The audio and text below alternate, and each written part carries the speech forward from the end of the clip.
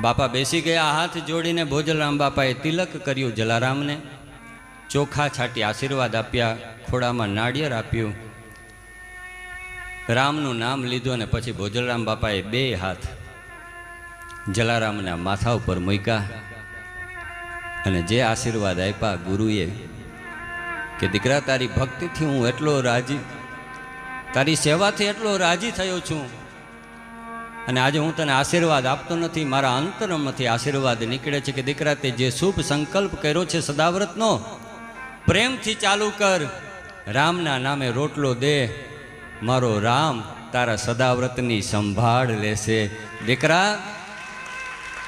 હે જલ્યાણ, તારા સદાવ્રતમાં આનંદની ક્યારેય ખોટ નહીં આવે, જગતમાં તારા રોટલાની કીર્તિ વધશે.